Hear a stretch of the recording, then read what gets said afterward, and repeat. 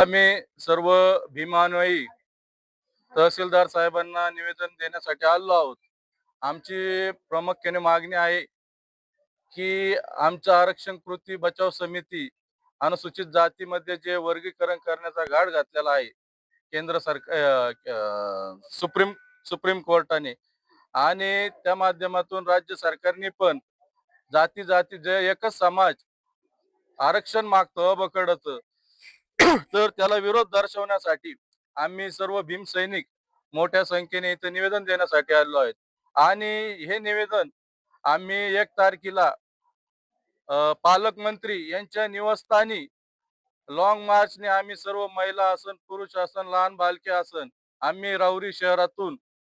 लोणी या ठिकाणी पालकमंत्र्याच्या निवासस्थानी जाणार आहोत आणि त्यांना विनंती करणार आहोत, त्यांना निवेदन सादर करणार आहोत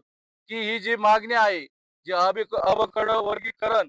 हे कुठल्या तरी सामाजिक राजकीय संघटनेच्या माध्यमातून त्यांना फूस लावून